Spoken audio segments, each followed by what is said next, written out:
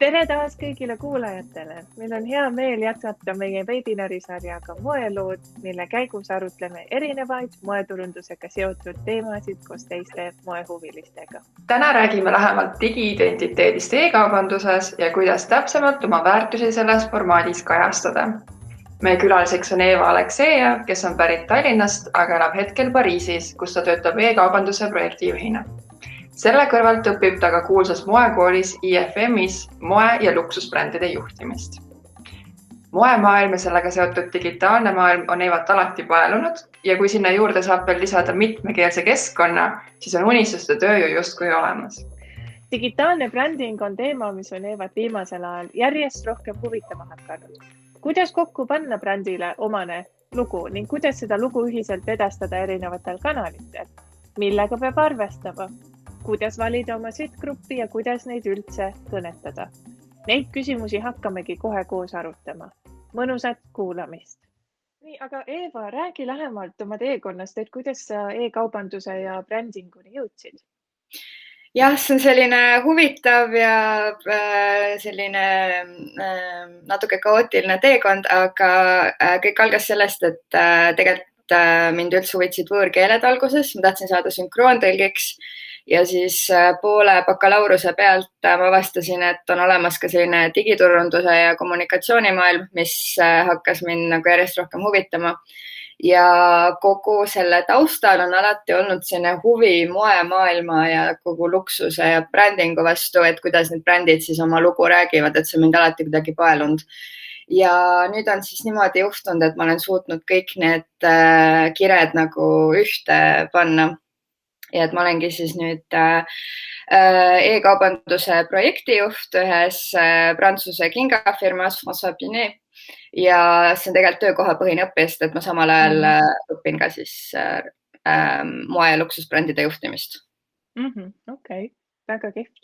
Ja räägi lähemalt sellest koolist ka, et kus sa nagu õpid ja kuidas sa sinna jõudsid? Ma olen Pariisis ja see kool on siis IFM või siis Institut Français de la Mode ja ta ei ole nüüd võib-olla nii vana kui need teised moekoolid, et asutatud siis 80ndate lõpus ja et see eriala ongi selline inglise keeles siis specialized masters, et see eeldab seda, et sul on juba magistrikraad all või teatud arv töökogemus aastaid ja seda saab õnneks ka teha töökohapõhise õppevormis, et see on nüüd selline uuem formaat, mis on minu jaoks suurepärane, sest et ma ei suudaks olla enam täiskohaga tudeng. Lisaks sellele see on väga kallis, kas siis õppemaks pluss Pariisis elamine, et mulle nii palju paremini sobib see praegune formaat, et ma saan õppida ja ma saan samal ajal ka töökogemust, et Ei, väga kihvt, aga pidid sa julgust ka koguma, et seda sinna kooli nagu minna. Kas sa läksid otse Eestist või oli sul? Ei, mul on võõrkeeltest rääkides, et ma tegelikult kasvasin natuke välismaal üles, et ma olin 4 aastat Pariisis ja 3 aastat Brüsselis ja see oli siis minu lapsepõlv, kui mu isa oli diplomaat. Pärast seda ma olin väga pikalt Eestis, et ma tegin ka oma bakalaureuse Tartu Ülikoolis siis romanistika ehk prantsuse keele ja kirjanduse erialal. Ja ma nii tahtsin Eestis õppida tegelikult ja ma ei olnud üldse valmis minema välismaale tagasi, aga siis mingi hetk tuli see tõmme ja see oli järjest tugevam ja see oligi, et lähme ja õnneks Euroopas on kõik nii kiviga visata, et isegi praegusel ajal tegelikult ei ole päris nii lähedal enam, aga need lennuühendused on nagu nad on, aga võt selline. Seda küll jah, sest tegelikult Eestis nagu otseselt selliseid õppekavasid või selliseid ei ole, et minu meelest isegi EKAs vist ei saa seda nagu õppida niimoodi. Jah, selles mõttes Prantsusmaal ikkagi see erialade valik ja formaadid ja kõik, mis on täiesti muidugi hoopis teine, et siin on ka muidugi palju rohkem inimesi. Ja mis on tegelikult see töökohapõhine õppe inglise keeles, siis apprenticeship on minu jaoks midagi, mis võiks ka olla olemas Eestis, ilmselgelt ei ole. et noh, seda tegelikult annaks korraldada küll, ma olen rääkinud Eesti ettevõtjatega, kes on mulle öelnud, et see oleks tegelikult päris asjalik formaat, et kui ju tänapäeval see diplom on, mis ta on, et töökogemus on see, mis loeb, eriti siis minu valdkonnas, siis see on tegelikult väga hea võimalus. Jah, ei absoluutselt ja muidugi välismaal on see laiem network ka nii-öelda, et tutvused ja ligipääs nagu nendele suurematele brändidele ka, eks ju. Aga tead, sellest suurest maailmast rääkides on siin huvitav näide, et meil oli siis üks merchandising'u aine ja meie siis õppejõud oli, kas ta oli Margiela's? Jah, oli Margiela's ja nüüd ta väga hiljuti sai siis Balmaini Global Merchandising direktoriks ja kui siis selle aine lõpus kõik küsisid talt siis, et mis on siis teie suured soovitused meile algajatele ja ta ütles väga hästi, et üks asi, et ärge olge nagu nõmedad inimesed või ülbed selles mõttes, et see maailm on väga väike ja kui sa kuskil selle halva mulje jätad, siis et isegi see maailm, mis tundub meile nagu nii tohutu suur, on tegelikult päris väike. Aga tagasi minna selle visuaalse identiteedi juurde, et mida see siis endast ikkagi kujutab ja kui suurt osakaalu see omab moeturunduses? No osakaal on ikkagi väga suur, et eriti kui me võtame sellise platvormi nagu Instagrami, mis on ju meeletult visuaalne ja nüüd tehakse ka muidugi postitusi, kus kirjutatakse pikemaid tekste alla ja tehakse ka nii-öelda Instagrami blogisid, aga ma ütleks, et see on ilmselgelt see on väga oluline, et millist tekstifonti sa kasutad, värvid, kõik see asi kokku, fotokvaliteet, mis asendis sul need tooted seal on või mis nurga all ja kui suured või kui väiksed need on, et kõik need detailid kokku on. No mul on selline väga 360 kraadi lähenemine asjal, eriti kuna ma olen väikeses brändis tööl ja seal me peame kõigele mõtlema korraga. Nii et see on väga oluline, aga see on selline pealispind, et selle kõrvalt peab ka tegema teisi asju kindlasti. Aga kuidas seda identiteeti üldse nagu siis rajatakse, et on see nagu väärtustel põhinev, mis elemendid selle identiteedi nagu nii-öelda loovad? Kindlasti, mis on tänapäeval järjest on nagu jäänud see trend, et see loo otsimine, et kogu aeg otsitakse ju seda lugu ja kuidas ma nüüd ütlen, et ühest küljest on et see lugu, et kuidas sa selle loo nagu visuaalidesse tõlgendad nii foto kujul kui ka sinu brändi, ma ei tea, logo kujul, fondi kujul, et seal on ka selline värvide psühholoogia, et kui inimene näeb sinu logo või loeb sinu brändi 3 väärtussõna, siis mis on need emotsioonid, mis temas justkui peaksid tekkima ja kuidas ta peegeldada ja et see on kõik väga sellised mitmekülgsed elemendid, ma ütleks. Aga võtame näiteks kas või need suuremad moebrändid, et nendel on see identiteet nagu eriti hästi välja töötatud, et oskad sa näiteid tuua näiteks, et mis töötab nagu väga hästi nende puhul, ma ei tea, võtame Gucci või Chanel. Gucci ja Chanel on mõlemad väga huvitavad näited, sest et nad on mõlemad võrdlemisi vanad brändid tegelikult, aga nad on aastate jooksul nii-öelda püsima jäänud niimoodi, et neil on ka olnud selliseid mõõna tõusuperioode. Aga neil on selles mõttes täiesti erinev lähenemine.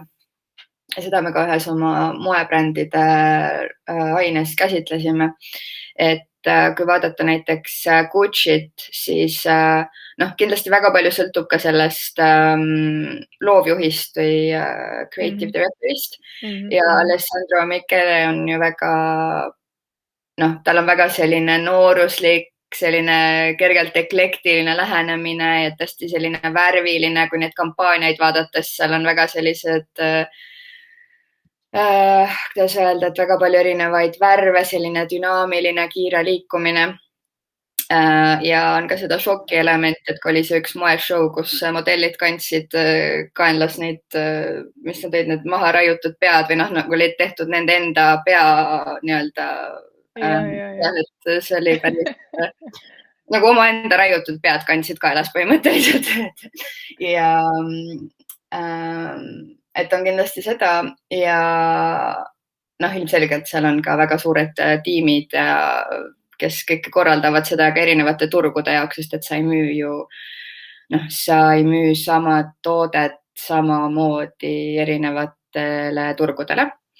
Chanel'i puhul on see, et ikkagi kui noh, Karl Lagerfeld üle võttis 80ndate lõpus või keskel, täpselt aastat ei mäleta, siis ta ikkagi, noh, see bränd nagu tollal oli ju suht, noh, oli seotud rohkem selliste vanemate naistega või selliste klientidega ja ta tõesti, ta võttis need brändikoodid, mis on praegu väga paigas, noh, näiteks kas või see, ma ei tea, kuidas ütled eesti keeles, on see, noh, see, kui on see nahast kott ja siis on need see ruuduline muster.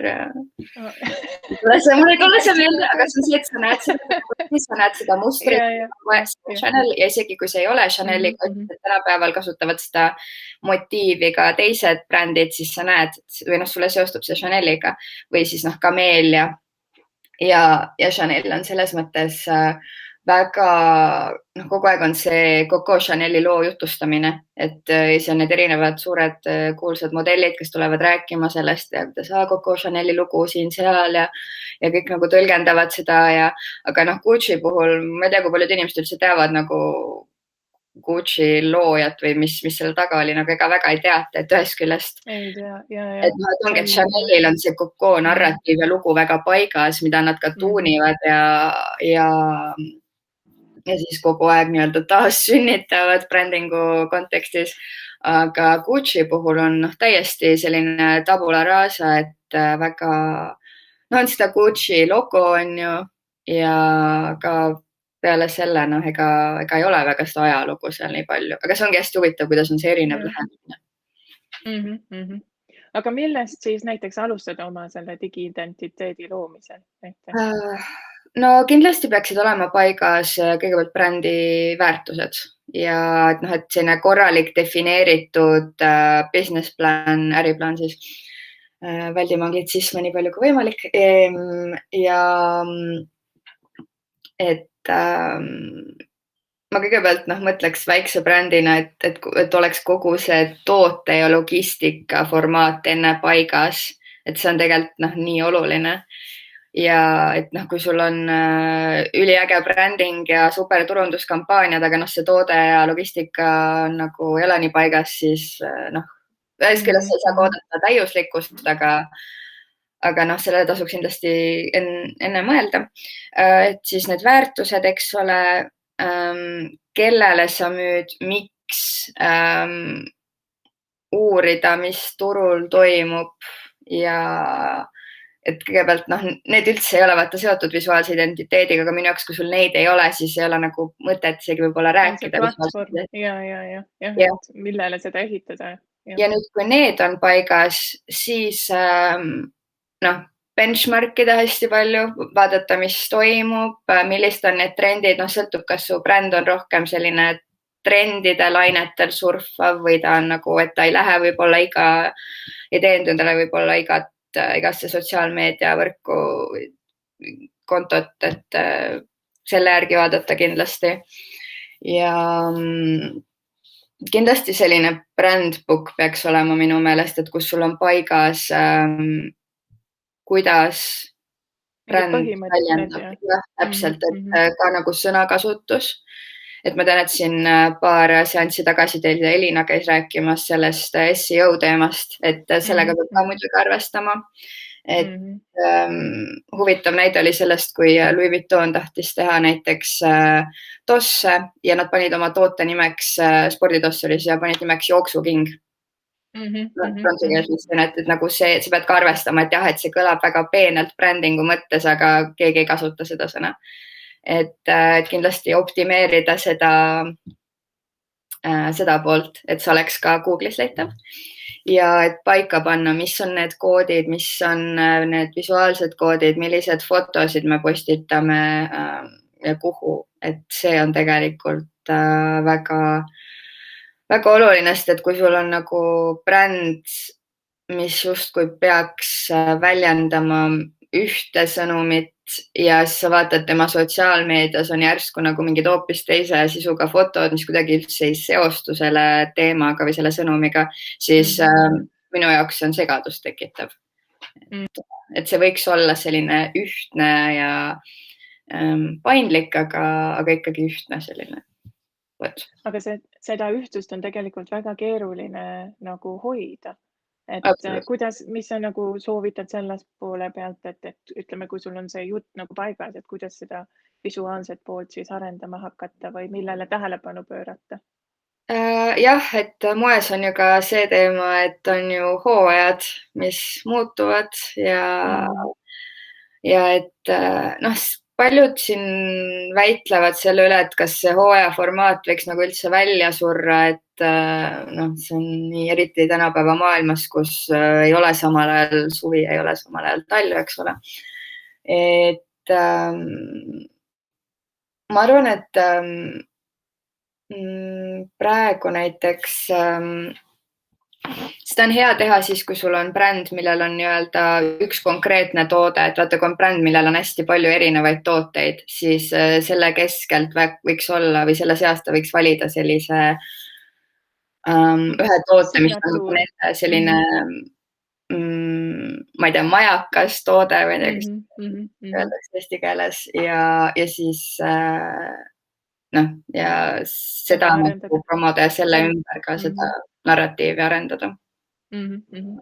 Et jah, et näiteks kui sa mõtled näiteks selle Chanel'i peale, kotid on esimene asi, mis tegelikult meelde tuleb isegi enne parfüüme, eks ju. Vähemalt. Sõltub ka, mis valdkonnas sa oled, eks ole. Aga ütleme, kui sul on see ühine joon juba olemas, et kuidas seda siis erinevatel platvormidel hoida, et neid platvorme on tegelikult ju nii palju erinevaid. Absoluutselt ja ma usun, et sa ei tee samad sisu TikToki ja Facebooki jaoks, eks ole, või et hoopis erinevad maailmad. Et seal ongi see, et kui sul on see bränd book, sellele toetuda lihtsalt väga-väga tugevalt ja et ongi mingid sõnad või mingid fotod või mingid formaadid, mida su bränd kasutab või kindlasti ei kasuta ja siis sealt kõrvalt siis kindlasti uurida, et aga mis siis seal nagu TikTokis tehakse või kuskil mujal, kuhu sa enda sisu tahad panna. Et ongi kogu aeg selle vahel seda tasakaalu leida, et olla oma väärtustes, aga samal ajal ka tajuda, mis su ümber toimub. Ja nagu sa ka ütlesid enne, et siis seda mõõta pidevalt, et vaadata, et mis siis nagu mingi. Absoluutselt. Analüüs on kogu aeg ikkagi jälgida, et sul peab olema, et sul peavad olema kevad paigas need väärtused, või need näitajad, mida sa siis mõõdad, sest et muidu on andmeid nii palju kogu aeg, mine Google Analyticsisse, eksid ära seal, et kindlasti panna paika mingid asjad, mis on teie jaoks olulised, mida peaks mõõtma ja jälgida ja siis nende näitajate põhiselt siis oma seda strateegiat planeerida, et muidu väga tore, kui sul on ilusad fotod ja ilusad tootekirjeldused, aga kui need ei räägi sinu selle sihtgrupiga, kui need ei kõneta neid, siis jällegi, et tuleks nagu hakata küsima endalt, et kas on ikka õige lähenemine.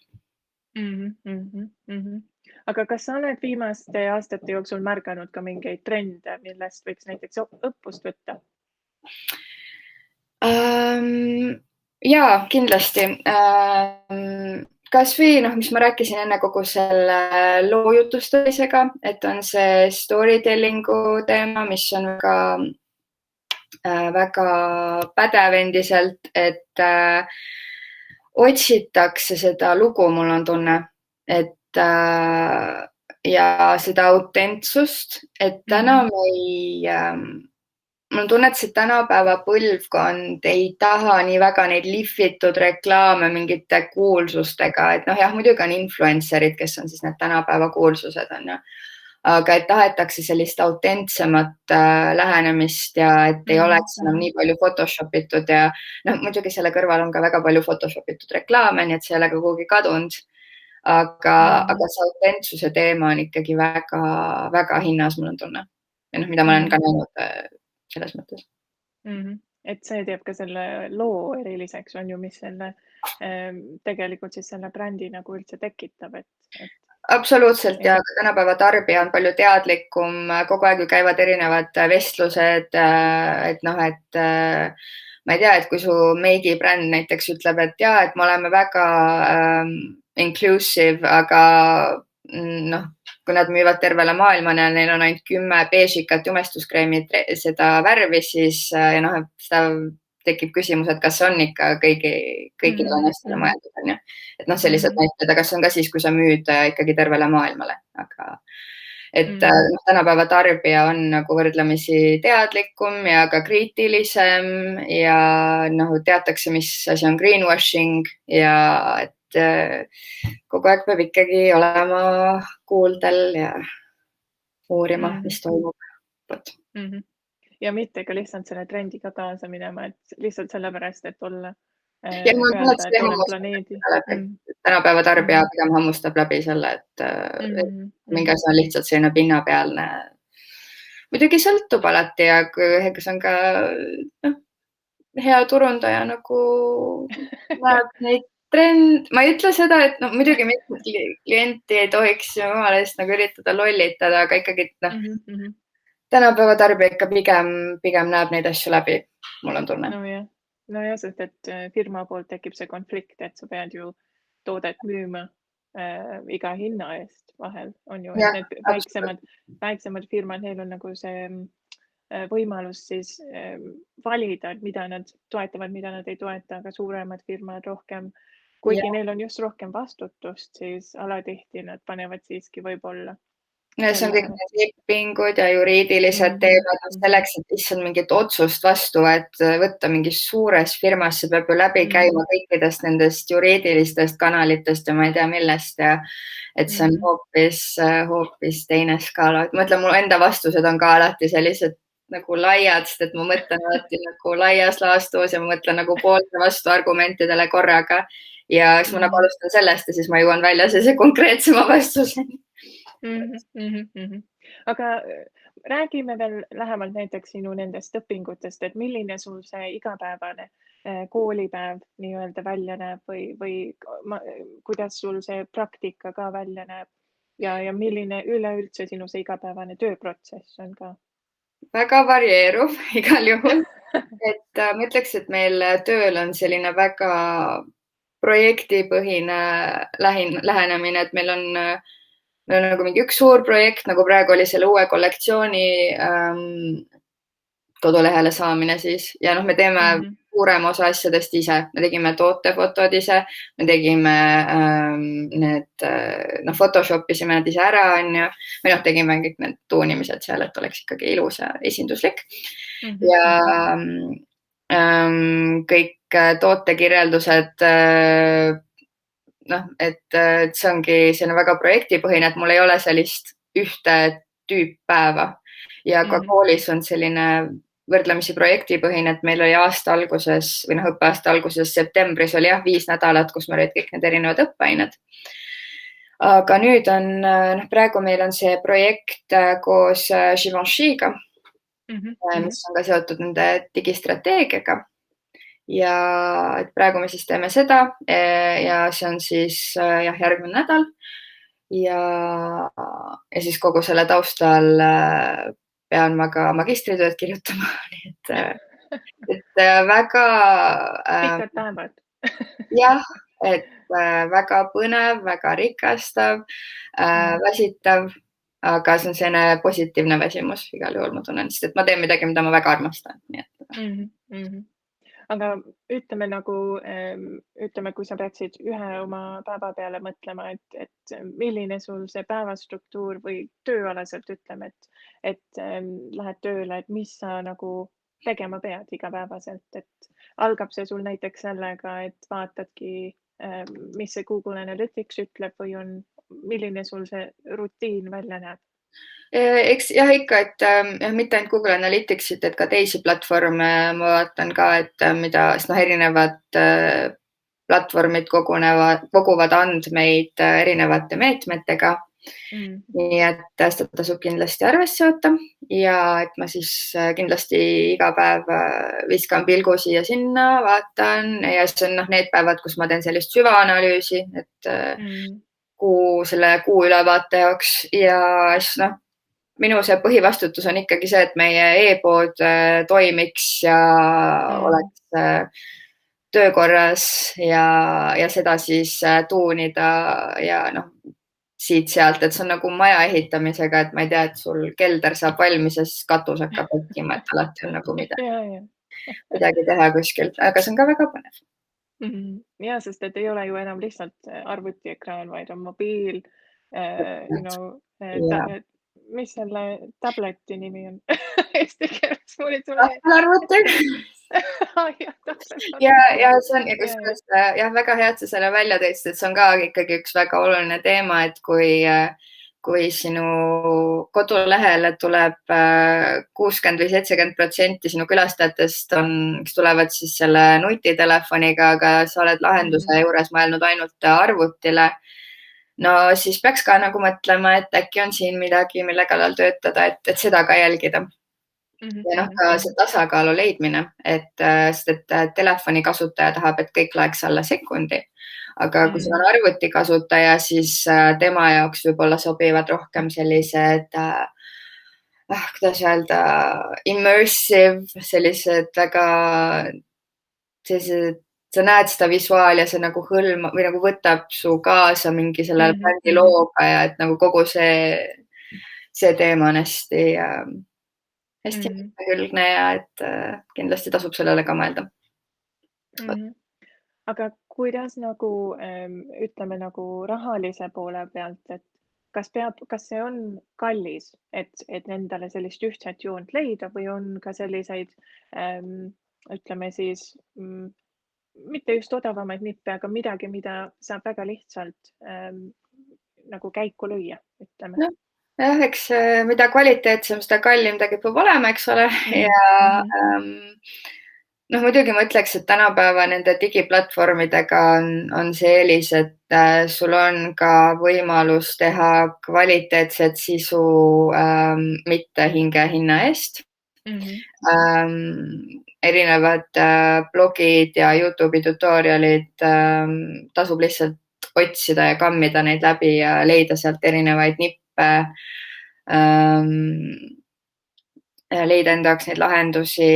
Ma ei ütle seda, et mitte otseselt kopeerida on ju, aga ja ei täpselt jah, et seal ongi see on õppimiseks, see ei ole selleks, et ma nüüd teen niimoodi, see on ikkagi, et okei, et see on see, mida tehakse, kuidas ma nüüd oma brändi jaoks seda tõlgendan. Et see on ehk väga oluline asi, et seda jällegi tänapäeva tarbija hammustab ka sellest kopeerimisest läbi suure tõenäosusega ja jah, et uurida hästi palju neid blogisid ja YouTube'i kanaleid ja muidugi kodulehe tegemine, kui sa tahad, kui sul on selline suurem e-pood ja mida rohkem sa tahad neid erinevaid vidinaid ja neid variante ja mis iganes asju, siis see on kallis. Aga ka järjest rohkem ka neid inimesi, kes teevad kodulehti, ja ka neid platvorme, mis viivad kokku nii teenusepakkuja kui ka teenuseotsija. Nii et ma olen siin hästi optimistlik, et ma olen see, et kui sa tahad, siis sa saad ja alati on võimalus ja tuleb lihtsalt otsida ja vahel tuleb väga kaua otsida ja siis, kui sa on tunne, et kõik ma ei leia seda, ma lähen teise ülesande juurde, et siis, kui sa hakkad alla andma, siis mul on tunne, et see on tihti see hetk, või tuleb see muutus. Ja. Aga ütleme, et kui endal on need ideed olemas, aga näiteks ise ei oska teha, sest et tegelikult hästi palju on ju vaja ka oskusi näiteks hallata Adobe InDesign või Photoshopi, et kellega peaks siis koostööd tegema, ütleme, et ja juba on see, need fotograafid või kellega siis peaks, kellega peaks nii-öelda läbima? nojah, et juba kodulehe haldamine on tegelikult paras ülesanne ja kui sul on seal kõik noh, mingid serverid ja tootekataloogid ja siis, kui sul on kõrval seal veel mingi logistika kataloog või et see võib olla paras peavalu, mida ka ma igapäevatöös näen. Et jah, kindlasti noh, tänapäeval on ikkagi see, et sa saad erinevate ekspertidega suhelda ja et kui sul ei ole raha, et neid pikaajaliselt palgata, siis kindlasti võtta see eelarve ja vähemalt 1, 2, 3 sessiooni nendega teha ja lihtsalt neid põhiasju küsida, et kui sa ei tea, siis leia see ekspert ja küsi lihtsalt ära. Kui sa tõesti ei tea, siis jah, võib-olla ära hakka kohe nagu ise tegema, aga nagu pigem ikkagi uuri ekspertidelt ka, et on nagu teatud põhjus, miks tööturul on inimesi, kes tegelevad ainult SEO või ainult Facebooki reklaamidega, et spetsialist. Aga ütleme, et kas sa ise ka oma põhitöö kõrvalt siis annad nõu näiteks teistele väiksematele firmadele, suurematele firmadele, et oled sa näiteks avatud sellistele pakkumistele ka, kui keegi on huvitatud näiteks? Et kui keegi on huvitatud, siis muidugi võib mulle kirjutada LinkedInis või Instagramis või täpselt, ma võin pärast neid linke jagada. Et absoluutselt, et kui on mingeid küsimusi ja siis nii palju, kui mul aega on, eks ma kindlasti ka ütlen, et kui mul on tõesti nii tihe periood, et üldse ei ole võimalik, siis ma ka muidugi ütlen seda, aga selles mõttes, et ma olen alati avatud ja küsija suu pihta ei löö. Et kui on küsimusi, siis küsige julgelt. Väga lahe ja lõpetuseks, mis oleks need 3 asja, ütleme, millega ükskõik keegi, kes seda kuulab, et millega nad võiks algust teha, kui nad ei ole veel oma digiidentiteeti nii-öelda loonud, et on see näiteks mingi moodboardi koostamine või mis see võiks olla? Jah, kõigepealt võtta vastu see teadmine, et kui sa paned selle strateegia paika, siis sa teed seda pikaajalise mõttega pigem. Ja see tähendab seda, et kui sa alguses seda paika paned, siis see võtab aega.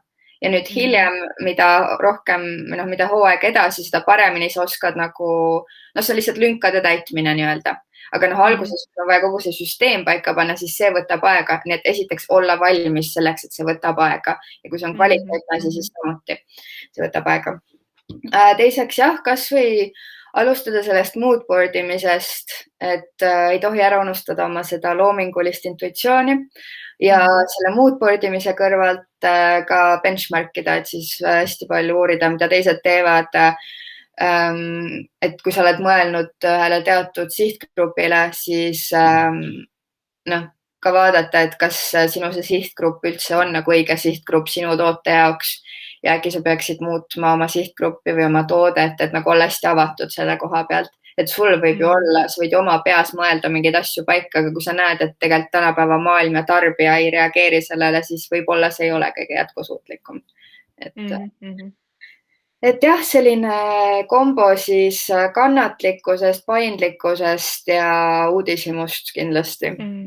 Ja, väga lahe ja kindlasti otsida teisi, kellega arutleda ja kas või need Facebooki grupid, minu meelest need samad, mis siin Eesti, need Facebooki grupid on üks väga asjalikud ja et seal kindlasti kogu aeg ju ka erinevad eksperdid postitavad sinna, et ma ei tea, mingeid ägedaid taskuhäälinguid või blogiartikleid, et mina olen küll sealt väga palju inspiratsiooni leidnud ja eriti kui hiljuti oli see, et Facebook ju tegi erinevaid muudatusi seoses selle uue iOS-i süsteemiga ja siis kogu aeg tulid mingid postitused, et inimestel olid erinevad probleemid Facebookiga ja sa tead ka olla valmis, et sa oled käsi on pulsil nii-öelda. Ja, ei väga lahe ja võib-olla pärast lisame need lingid ka kuhugi sinna alla, kui sul on midagi, mida sa tahaksid soovitada. Et siis saab külastada. Ei, väga lahe. Suur aitäh sulle, Eva. See on väga põnev on sinu seda teekonda kuulata ja kindlasti ka palju edu sinu igapäevastes tegemistes Aitäh. ja kui sul on midagi, kui sa soovid midagi muud jagada meiega, siis me oleme alati siin olemas.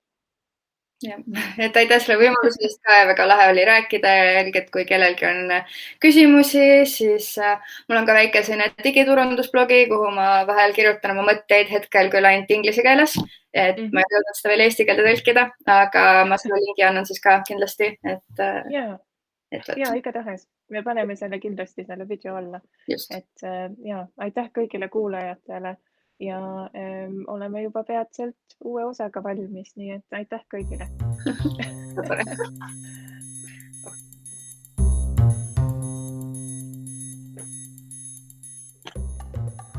Hallo. Hallo. Sa ei tahtnud midagi lõppu öelda või? Okei. Katse 2. Katse 2. 10. 220.